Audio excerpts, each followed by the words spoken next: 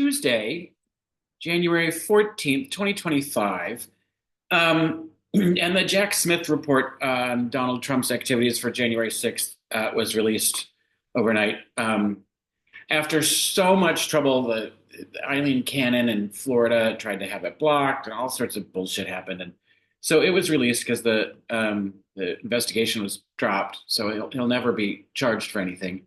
And there is, I mean, I didn't read it. I don't think there's any point in reading it. Um, we already know everything. We already know he did it. The evidence was made public during January 6th committees, and no, Sonny Hostin, it wasn't that they were working in tandem. The Justice Department didn't actually do their job until the January 6th committee was having public hearings and pressured them into it. This is a failing of Merrick Garland, that this did not come to any kind of charges and trial before the election season of 2024. I agree wholeheartedly with what Joy Behar said earlier, and have been early on in this episode, and I will keep saying it, and have been saying it, because it is true. I never ever want to hear someone ever say no one is above the law in this country, because it's simply not true. He apparently is. And it's very clear that there is a class of society that is above the law. We just don't want to, we keep saying this performative bullshit to try to pretend like it's not true, but it is. There is a class of people that get away with shit because they can. And that's not fucking fair. And, we can go on, he's a felon, so he can't have a firearm. He's a felon. He can't vote in some states. He's a felon. There's countries he can't travel to. He's a felon. He can't fucking get a job at McDonald's. But he can be the leader of the free world because the American electorate let him.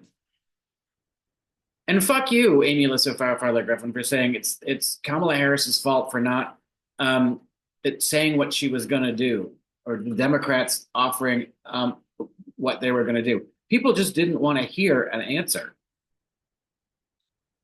They like being mad. They like the bullying. They like the bigotry. He gives them permission to be as cruel and awful as they are. So, go fuck you and your family and your relatives that voted for him but say they love this country. Because I, again, agree with Joy Behar. I don't think you can say you love this country and think that he is the best person to lead it. An adjudicated rapist, a convicted felon, a known bigot,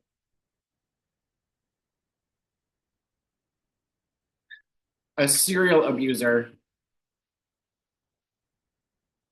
7 bankruptcies or 4 bankruptcies, whatever the fuck it is. No, I'm not going to buy that argument that you can love this country and support him.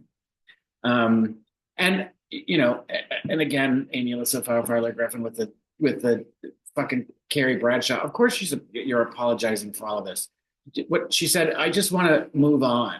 Of course you do, because you have to now, because you don't want to be reminded over and over again of his criminality.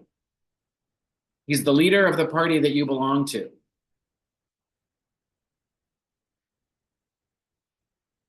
And I think we should continue to throw that in your face and every Republican's face. The hypocrisy and the bullshit.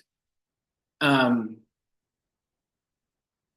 doesn't take much, because there's a lot of it to throw at them. But of course she says, I don't think people should be canceled because of their politics. Of course not, because your politics fucking suck. And no one's canceling Carrie Underwood. People get canceled when the industry that they're working in no longer finds value in engaging with them. If that person is no longer going to be a moneymaker, they will no longer engage. That's how you get canceled. You don't get canceled by the public. I guess in a way you do. If enough of the public say we're not interested in your shit anymore, maybe that pressures the industry. But usually, the industry itself is like, it's too toxic. We don't even want to deal with it. It's a PR issue. It's, we don't want to deal with you. Um,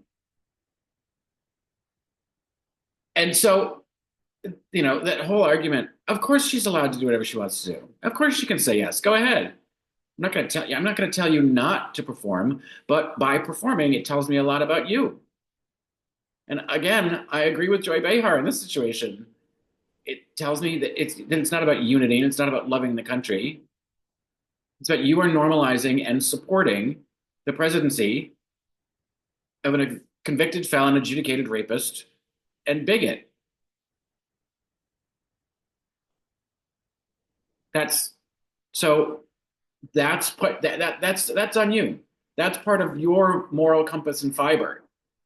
So yes, Amy Alyssa Farley Griffin, I can extrapolate from your choice of politics in this current day and age and where we are and who's the leader of the Republican Party, you can make a connection between the politics that you're supporting and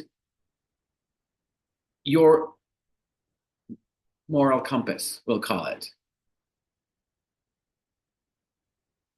If you're on board with this train, and I get it. Oh, I don't love everything about him. I don't like him. He's gruff. Blah blah blah. Then what? What is it? I like his policies. What are his policies? Kicking out people who are legally allowed to be here because he doesn't think they are, but only the brown ones. Tax cuts for the wealthy. Uh, Cutting off funding for disaster relief if you didn't vote for him.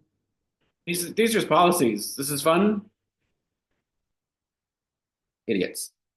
So, yeah, of course, Amy Alyssa, you want to move on. And every day you're going to go to work and you're going to be reminded by Joy Behar, that your team is led by a felon, adjudicated rapist, twice impeached, wannabe dictator, bully, bigot, piece of shit. That's what your team is, Alyssa. So wallow in it.